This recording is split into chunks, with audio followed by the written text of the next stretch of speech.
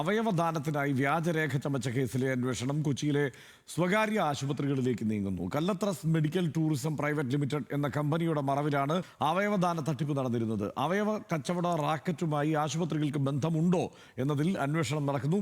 ജഡ്ജിമാരുടെ പേരിലും വ്യാജരേഖകൾ ചമച്ചു എന്നാണ് കണ്ടെത്തൽ. വിശദമായ അന്വേഷണത്തിന് പ്രത്യേക സംഘം രൂപീകരിക്കും.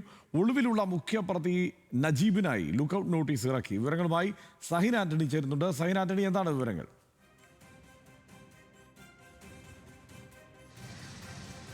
ഹർഷൻ, അവയവദാനത്തിനായി വ്യാജരേഖ ചമച്ച് തട്ടിപ്പ് നടത്തിയ കേസിലാണ് ഇന്നലെ 4 പേർ അറസ്റ്റിലായിരുന്നു. തൊട്ടുപുറകെ ഇതിലെ മുഖ്യപ്രതിയായിട്ടുള്ള നജീബിന് വേണ്ടി ലുക്കൌട്ട് നോട്ടീസും പുറത്തിറക്കിയിട്ടുണ്ട്.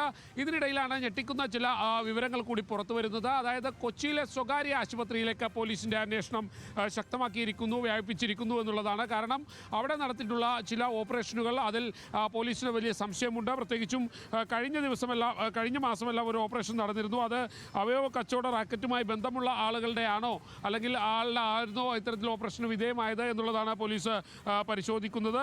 ജഡ്ജിമാരിലെ പേരിലും വ്യാജ സീലുകൾ ഉണ്ടാക്കിയിട്ടുണ്ടെന്ന് പോലീസിന് മനസ്സിലാക്കാൻ കഴിയുന്നു. മാത്രമല്ല, കഴിഞ്ഞ ഒക്ടോബറിലായിരുന്നു വടക്കേക്കര സ്വദേശി അവയവദാനം നടത്തിയത്. അത് അവയവ കച്ചവട മാഫിയയ്ക്ക് വേണ്ടിയാണ്, ഈ വ്യാജരേഖ ചമച്ചായിരുന്നു എന്നുള്ളത് സംശയിക്കുന്നുണ്ട്.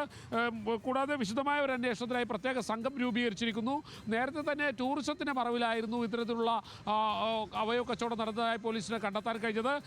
ഇത് നേരത്തെ പറഞ്ഞതുപോലെ കല്ലത്രസ് മെഡിക്കൽ ടൂറിസം പ്രൈവറ്റ് ലിമിറ്റഡ് എന്ന പേരിലായിരുന്നു ഈ കമ്പനി പ്രവർത്തിച്ചിരുന്നതും. ഇതിനെക്കുറിച്ച് വിശദമായി പോലീസ് അന്വേഷിച്ചുകൊണ്ടിരിക്കുകയാണ്. ഒരു പ്രത്യേക അന്വേഷണ സംഘം രൂപീകരിച്ച് കൂടുതൽ പ്രതികളെ പിടികൂടാൻ കഴിയും.